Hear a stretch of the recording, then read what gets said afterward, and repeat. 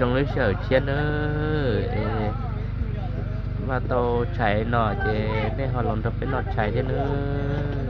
mà là cái nọ chạy chứ nọ chạy ta chứ cái nhà giờ mình nhà trẻ nữa nên họ làm chỉ chọc cái nọ chạy ok rồi chắc cũng như sợ đỡ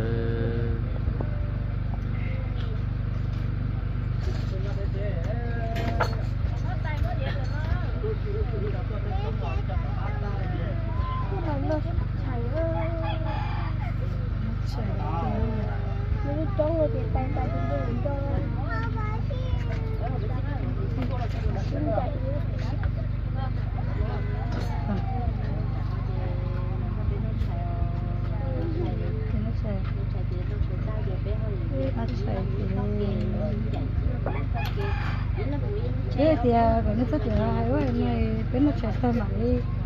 cái nó chạy ta thì nó có thì nó chỉ tàu chứ cái nó một cái tận hồi mà nó như vậy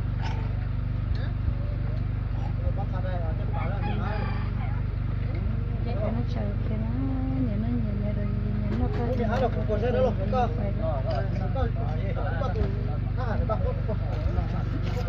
nhưng mà nói chỉ là nói chắn rồi nó đã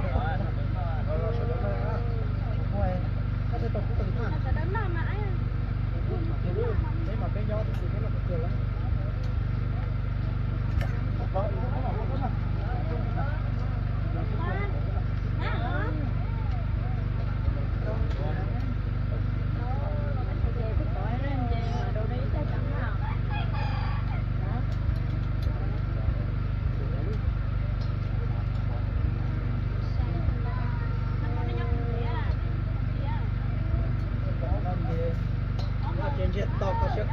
nên một chỗ này ta nghe bây giờ khó xíu cái啥货那就phải ta hết tiền trên mà cái nó cháy nó cháy tay thì trên gì là phải nhiều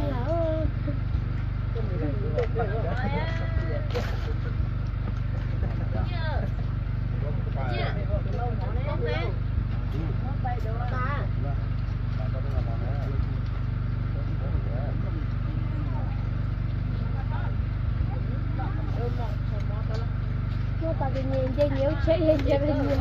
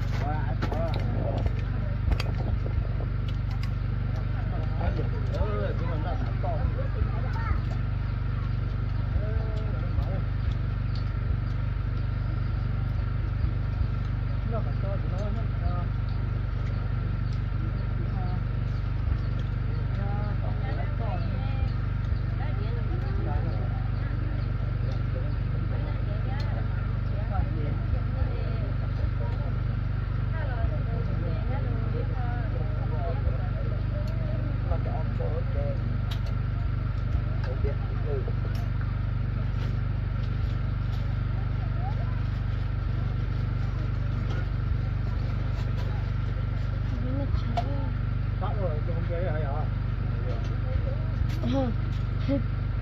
họ hay tá bạn á hồi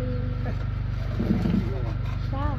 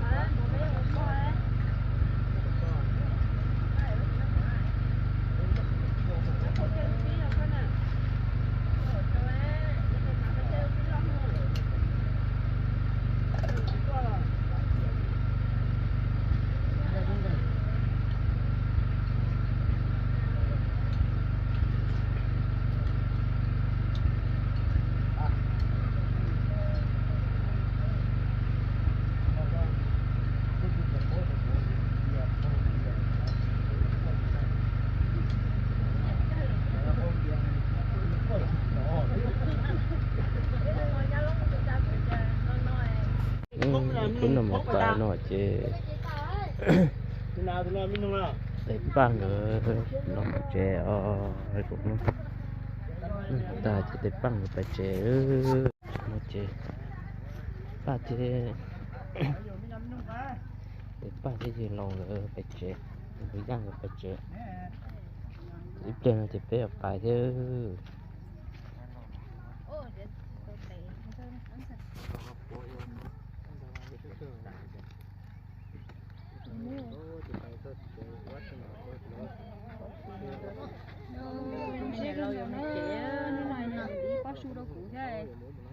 cho của cả cơ ha cái bá chỉ tông bá tông của nó sẽ nếu nó phải sẽ nó có tốt không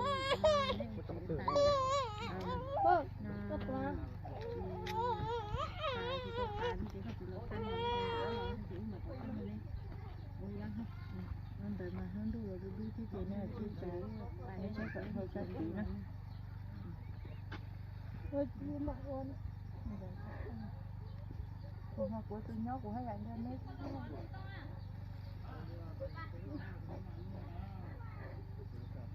sắc qua nữa sắc qua còn đây tôi ba bữa nay cái mấy nhà đó chỉ mới tôi nên làm một chế nhớ tôi tôi thì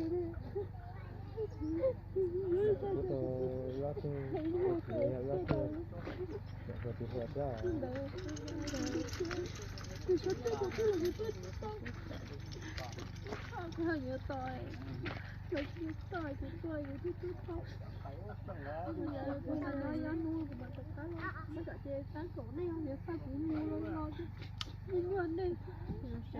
cho các bài hát khoái cho nó thì phải dạ bài nên cái bài của họ đi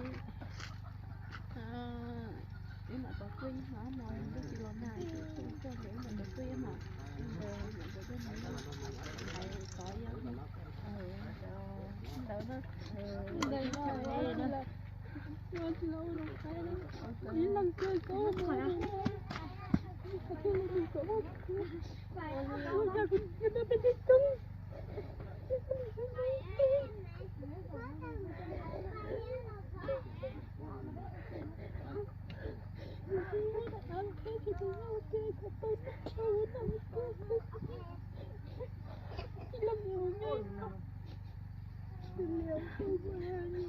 tôi nhà của áo nói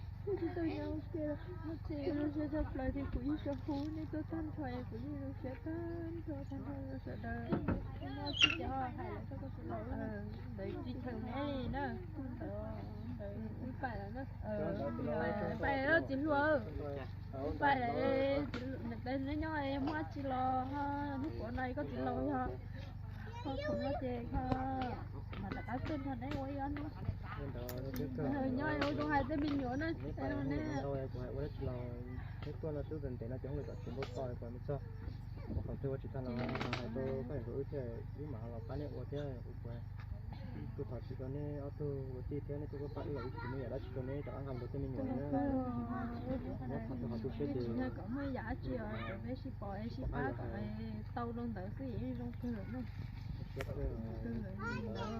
rồi đi phải lại sẽ cái phải lại chứ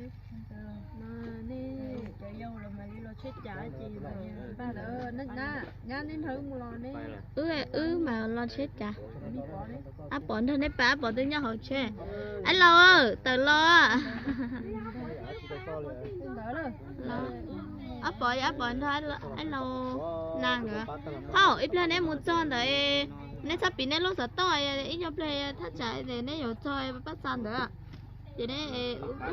khu này ít lần lúc sẽ đến rồi hết holly cha giờ sắp bắt san nữa nên hấp bị nên lo tôi khu lấy nên mà để chơi như rồi chạm tay để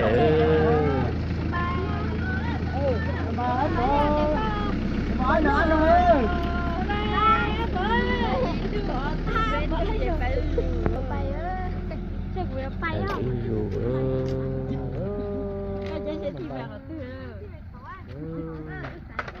chơi sang rồi đó long cái phải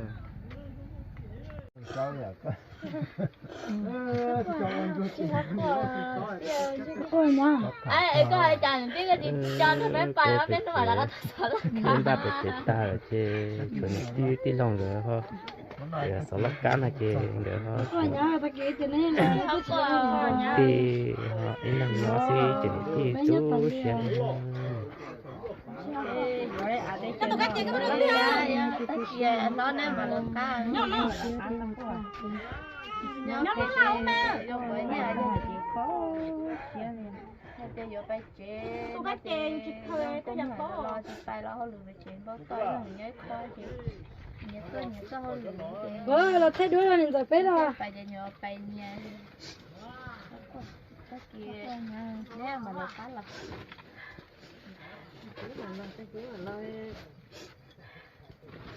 Lo faccio la fetta di macchina, non si è.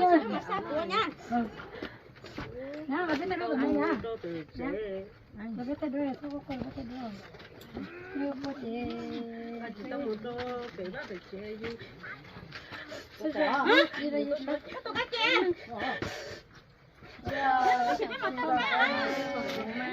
Có chỉ tôi còn tôi mới thấy có con nữa. Có chỉ tôi tiền hay gì nè. Cô gì vậy? Cô nó coi á. Ai cái chỉ là số niệm ti xe rồi thì phải xe ta. Cái núi nó thở cái gì cái mạnh lo. Con chuyện này của tôi nhìn thấy mà có chơi không? Tôi nhìn thấy nó hay nhót để nó coi nó luôn mà lo á. Ý là người thì lấy nó nhót thế này. Tôi xé rồi. Còn hai là tôi nó có hay là đúng rồi. Có chỉ có cho ba rồi người chơi, người là chỉ cho ba rồi. Để có tôi chơi của nó. Cái chúng nó chơi thì ui chút sai cái dùng chơi rồi cuối chúng nó chơi. Cô hay là chỉ bao thì ui chút sai chơi. Cha chỉ phải chế, phải một cái nữa ở bên số bên đó là tôi bán của chế nhưng mà là tôi 6 cái nữa thì mà nó bán của chế thôi. Nó chế bé một tà gì chỉ có chia thế.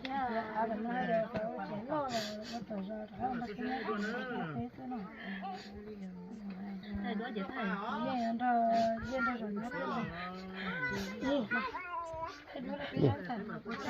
Có cho nó ra. Thay chiều á. Thay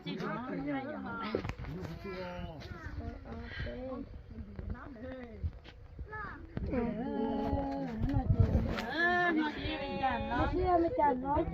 nhá thế nhỉ nó lâu thế nữa để cho mua một chơi nữa này chỉ phê nhiều tôi lấy nhà in luôn ra tôi lấy nhà luôn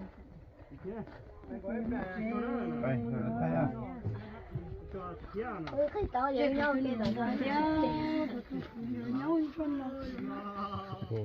Nghèo đó nghèo nó xí luôn mà Lần gì cho là nó cứ nó chẳng ha Rút hoặc sao Chẳng là lo con mà là nhà tôi Thầy nữa Đi nó chỉ bớt thôi này thôi chỉ thì nó được y o p chị lưu à cái là cái gì đấy chị mà thật quá đó từ từ xia chạy bé cô rồi đấy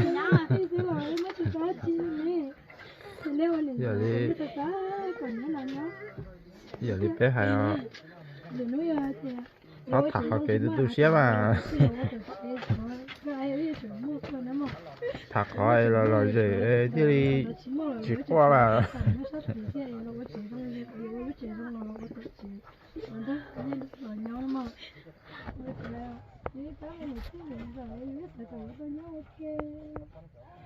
có ai tôi mất không đi quá cho những cái thì nói những cái này là cái không có tiếng nói với nhau nói ra cái cho nó chỉ cho phải nó rồi chỉ phải là mấy khoa học mấy cái đó rồi mà thế mà đi sẽ được chấm đi cái gì cũng chấm đi có cái nào mà cái này nhớ phải nó rồi nó cái đó có nhớ phải rồi đấy mà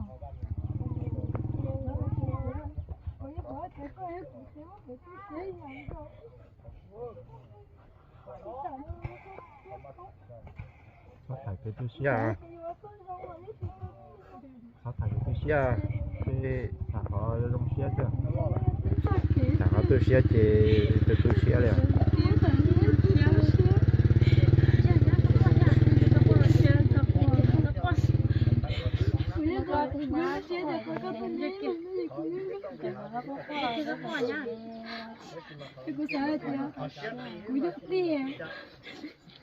nên nhớ đến là phá gì ta phụ là cũng nhớ nó tên được rồi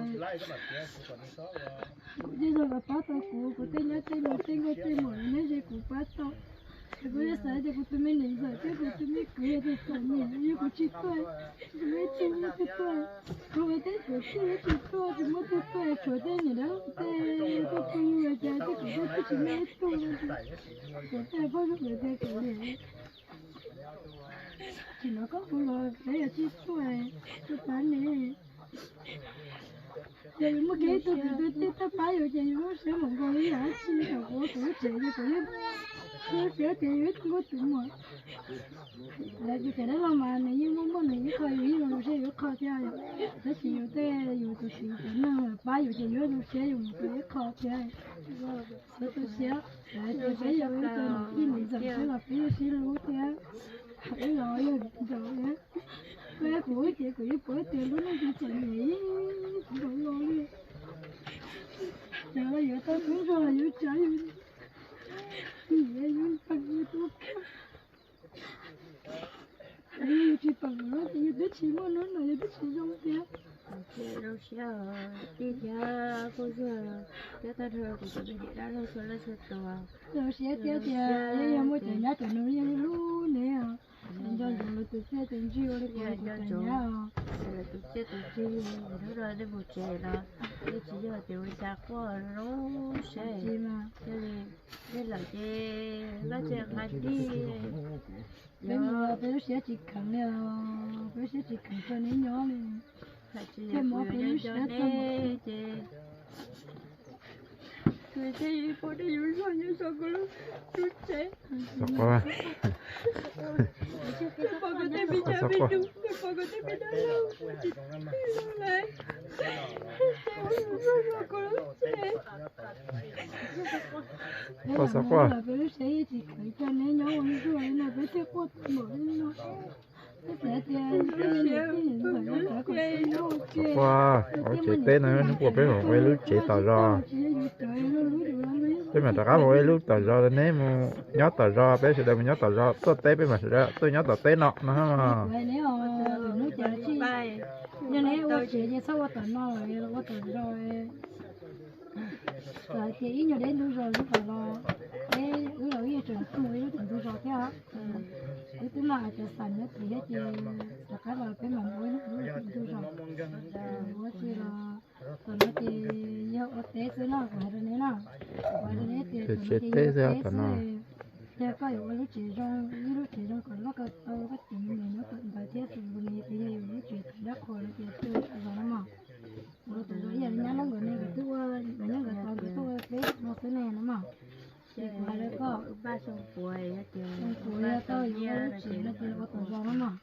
sau đó tuổi nó cái nhất thì nó là món kho tới chỉ là như sự chi đó này tôi nó như cái mà cái có tại cái chi đâu đá này lắm mà cái dòng như cái chi mà thế cái trà nó khang to tuổi để chị hay coi là của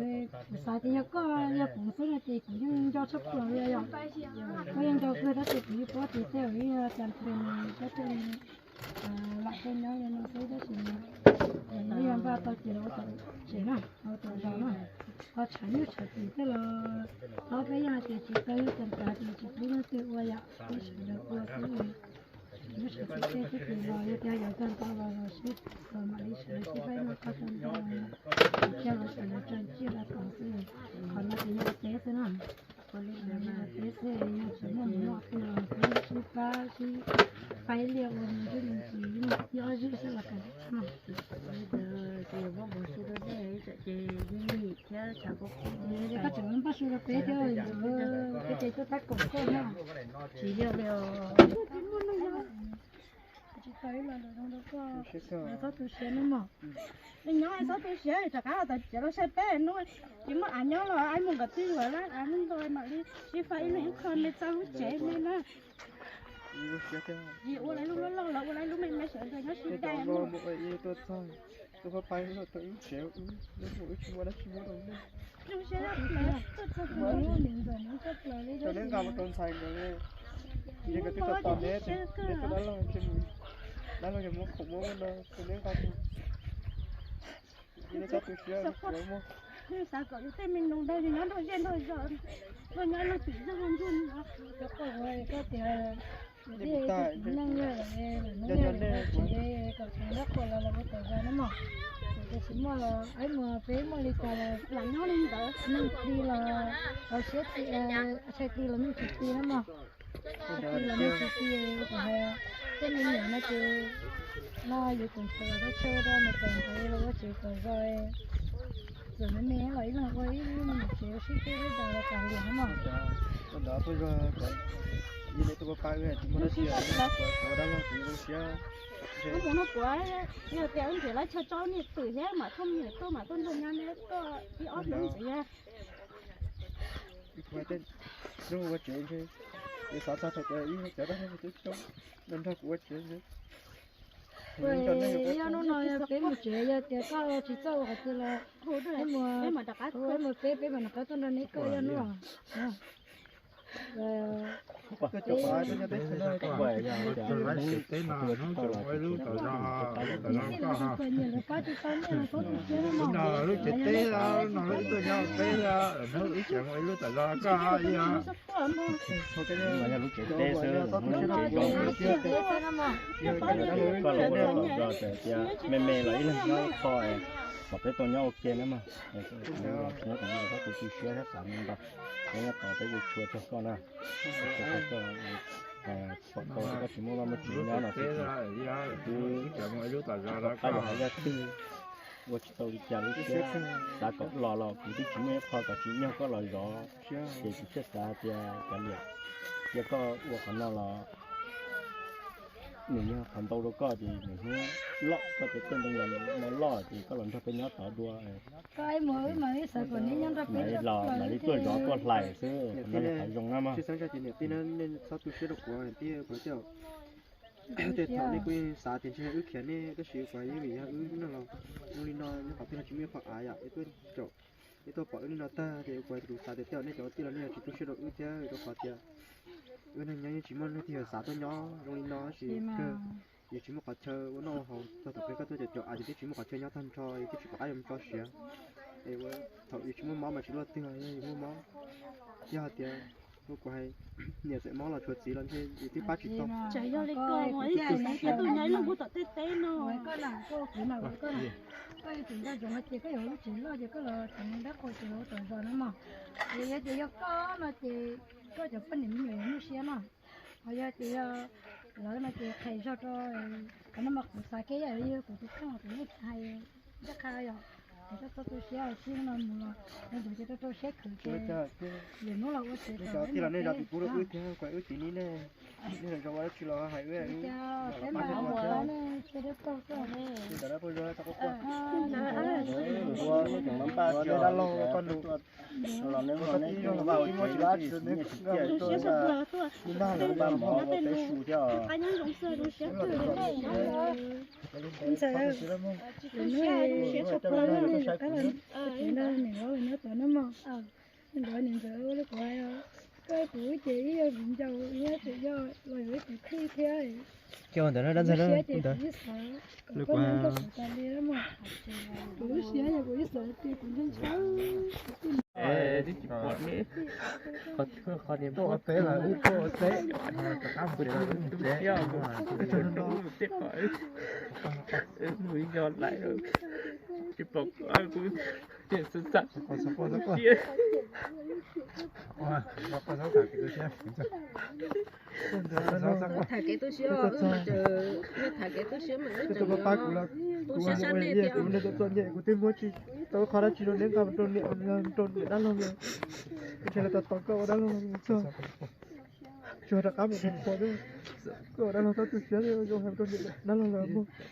nên phải tiền nhẹ để quá chi buồn sao đó nó hai tôi nó có mỗi mà nó bán được không cho nên chữa tôi bán ở trên rồi đó luôn Tết con nuôi một Tết chuối con nuôi trong cái nhà xa thì lo được rồi lo Tết là bác ấy lấy nhỏ lo rồi Tết họ chụp Tết rồi đó thì để tất cả mình phải nhớ rồi nó này ý chúng mà chế tôi nó chế ý tiếng này ý luôn ở trong đó mà chế chỉ có chỉ cho ra chỉ này chỗ đó luôn nó tôi trong năng thâu của tôi chỉ có chế đó này để tôi chỉ lấy thôi sao chỉ tôi lúc chế đó này tôi mới học được cái đó của một ý theo nhưng mà chúng ta thì sẽ chuyển cho nên về cái chuyện đó của hành chơi không chơi thì chơi của chúng đâu như thế đâu nó không phải tin là chuyện như nó sẽ chơi chứ sao thôi sẽ được wow chơi chuyện như thế này thì thôi bây giờ tới chuyện này thì chỉ mất tiền bây giờ đây là nó sẽ tốt để tôi phá của cho nên tôi đến chỗ đó không xóa là tôi tuổi mà chỉ nói chuyện mà chỉ nói chuyện đấy nó phát triển đấy bây giờ đâu nhỉ chào nó luôn nha nó luôn chơi chơi của tụi nó bắt coi tụi mình chú ba nè không nó sẽ được nó lúc của nó sẽ được lúc cuối đi sâu vùng nó tôi than thôi nó sẽ chấp là nó cũng không có giá trị nó lên nó sẽ là chị cũng không giá trị nó lên cho nên nó đã luôn để mà cá nhân giống thì nhà phải chế sắp cho đó là xã cho mua những người tự thân vậy tuổi có tới có thể chơi có phải nó chỉ học cho một trẻ không được tốt to học thêm học thêm thằng nó hay cho các bạn mà nó bán được cái là đang theo nó không được tốt nó lúc chị đó lúc cô tới phải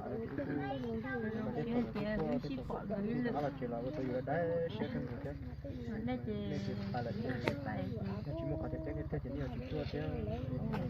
ngủ tuần à ngủ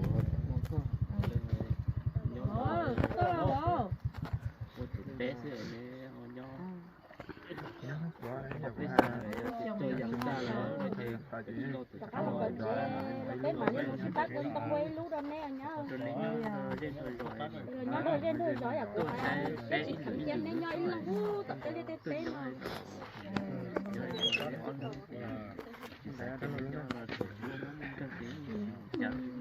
nó lấy ta cái nó phải chịu cái nó lấy ta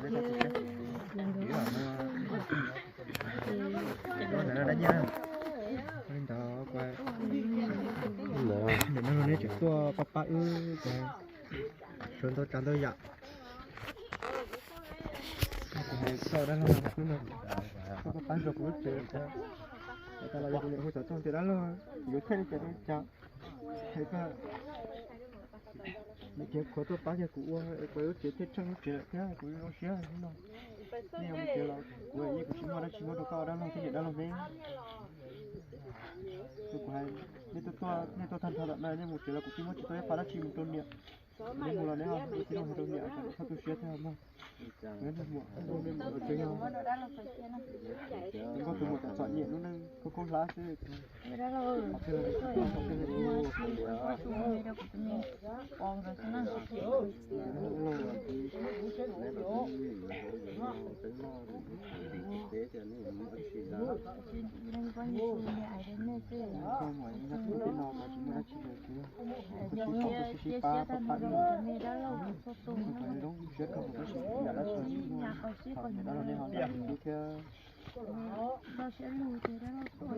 đánh nhớ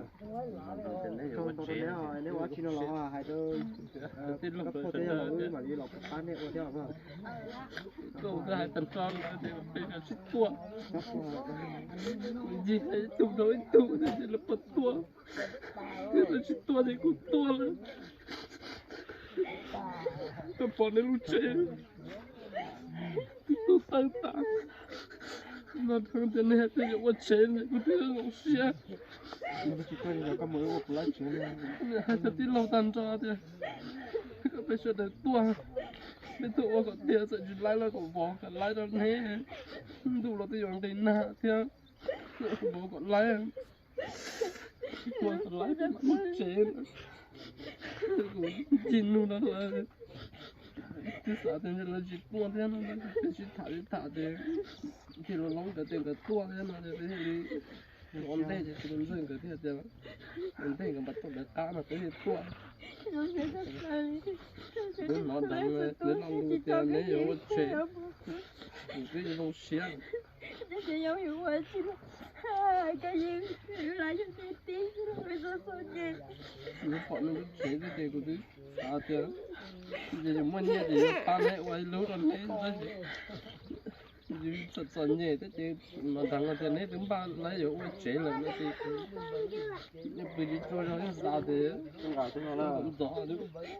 có lý á ba nó có cái lấy chế thế gì nó xé được lấy không nó không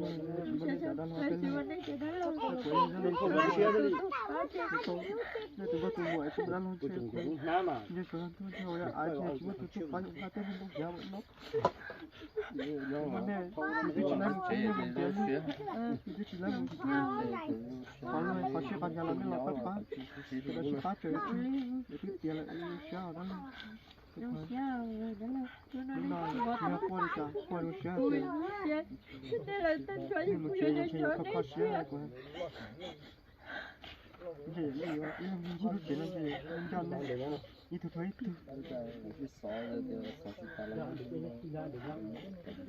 phải đâu qua cái chuyện của mình mà ban cái vợ chồng qua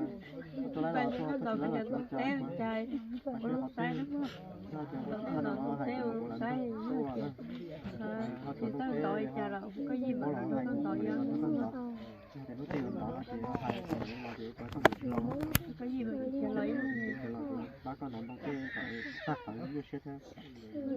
cái gì đó là cho trong miệng cha bảo có đó là cũngรู้sao còn nó té cho trong miệng để chỉ nó té là một ý lăng xứ của hai té những trâu cho mất gì của hai những một những năng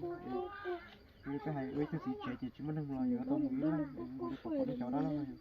lúc đó cái gì kia đó nha phải chơi mà không cho nó lo của nước tiền đó là phục vụ mà cái là phá con không có gì luôn nó chỉ không qua cái tiền tiền đó là chỉ xa thì dùng ý là mình bảo như lấy cái chỉ tiếp tục không có hỏng luôn thế rồi ý được cái hạt chấp phải có hạt chẳng của hạt chẳng có thì cho nó bảo lấy là họ bảo chỉ lấy là họ phân tỏ này thầy còn theo ở đây chỉ là còn người ta dạy có còn thiết có thể phải trên nhiều cơ nó là nhà thằng theo đó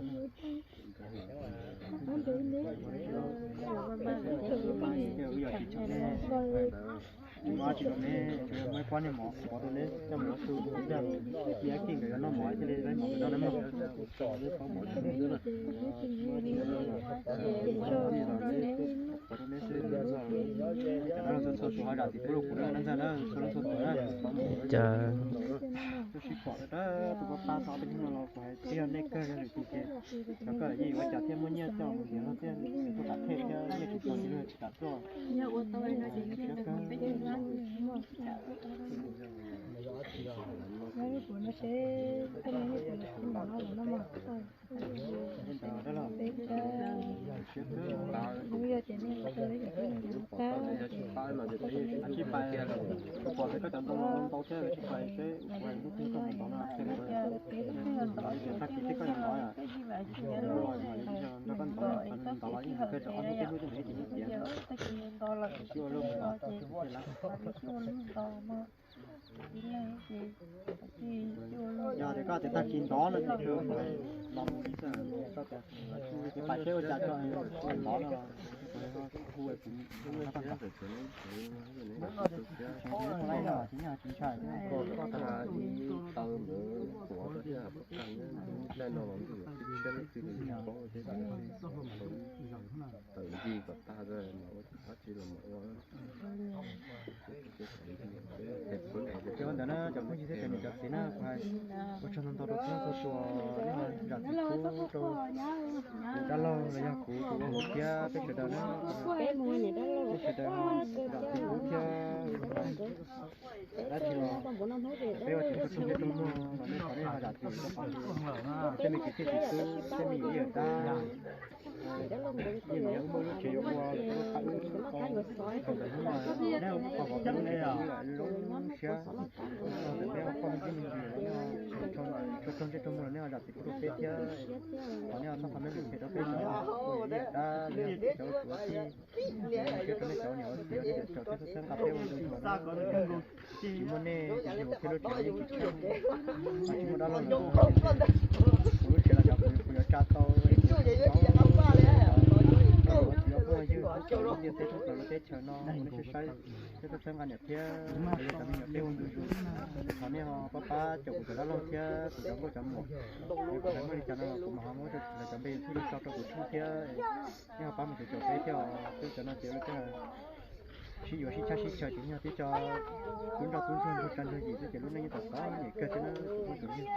มันจะเคลื่อนแต่เมื่อถามตอนนี้มันรู้ก็มือลอยhay là có thì hay là có mưa là thì luôn mà vừa cho nên cho không hay chứ vừa thì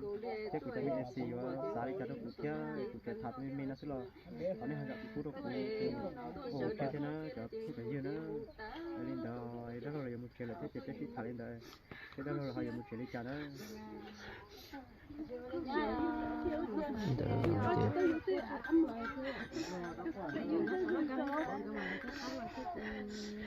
tia có cực dài chứ rất có cưng dùng chè tia tia lông gờ chè sò tất cả là chè tia xé cơ rồi đi theo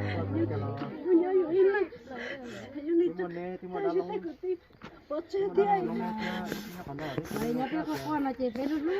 nè sơn rồi cái rồi với nhau lúc quá kiểu một áo thì trong đó kiểu cái cả đó như thế rồi cái đó một áo nó to thế là cũng coi phải cái mua theo thế rồi kiểu để chúng mình nhớ từ sau thì cũng mua là nhà biết phải bảy tiền này nó phải đó chỉ mua chỉ cho nên không để mày ơi cái tôi là bắt tỏ chi tôi cha tôi trẻ giờ sớm mua lười tôi trẻ trẻ cho bé rồi nít sọ có cha đó chứ tôi trẻ đó mua lười thế bé phải tôi trẻ có tiêu ô chỉ dăng rồi nè họ phụ tôi bé đặc biệt tôi ô rồi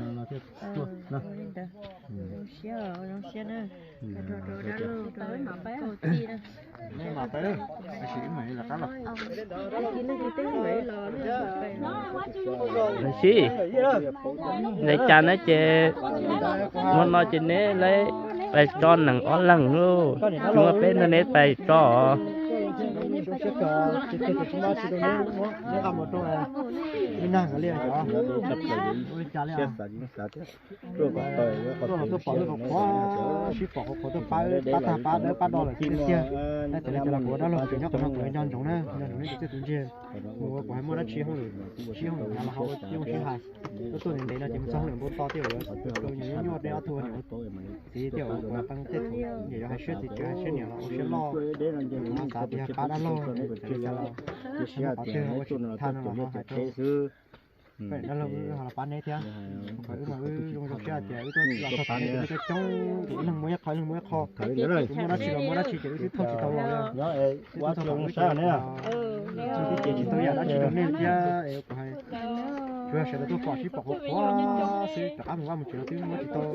有朋友来当来吃到那里，你多把这个，朝那里多吃吃，有啥也有的呢。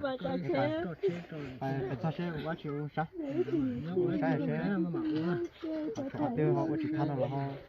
我họ phụ tôi của họ bán này theo thì sáng ra chuyện này có đám mồi này nhau kia ạ có ở đó chỉ là có đám mồi nhân tổng thế có đám mồi đó chờ hơn đám tổng thế theo lúc cho nó theo nó gì không ăn ma thế giờ dùng ăn ma thì cái thực sự ở trong tây từ tao thì cũng mua thế mà sai mà không có mà cũng là cũng tôi nhớ tới chuyện này cũng ha nhà nhớ từ trong cũng cũng ha nhà nhớ sao cái thời gian xa thì có những cái nào đấy họ từ họ nhà ở chỉ tàu là khu ấy tới mà nó là đến mùa đó chia mà ở trong trái đó mùa đó chia mà ở trong trái ta kinh mà lo đó nhờ mùa tiêu của anh đang nói cả cho hai dòng đón tông hút tao củi có thể nồi lên tao chứ cái mình đã lo cái trong mình lên nó trái không nữa là có nó tới là có một những người ta phải lo mà chỉ có thứ thì phải đón tông là của anh thôi nhưng mà cái đồ kia không có nhỏ rồi nó đòi tiền đòi cho cái nó còn để nó nhỏ quá nó mà phải hai chục lon có cho con bỏ nó chục lon bài đó chả xe chả đó qua cái chục thứ này nó có tiền cho nó đấy ví dụ đây cái ví dụ phải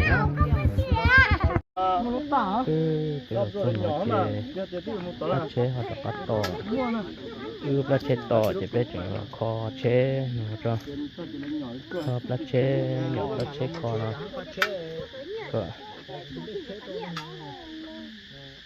to lá chế bên mặt đi phải nữa bây giờ này cho SP số lượng từ từ này hoặc là cho bé thế không cho bé tại trái cái một chế theo họ một cho bé chế bé họ phải qua đá chi nhấp để rõ theo xong cái chế tôi không nghe sợ đâu bé chế đã sưu tầm nó lên ý đã sưu nào xong cái chế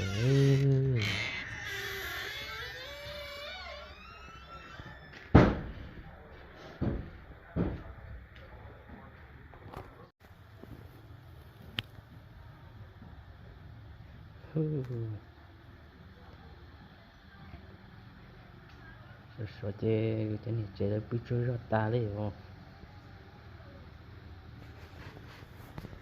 lâu xưa sọt đo rồi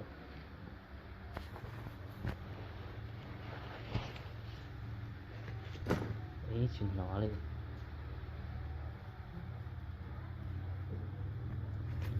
trong cái chơi đó chúng tôi sẽ đợi lúc sau là mình để cái chơi nếu mà suy nghĩ được lúc sau chơi nữa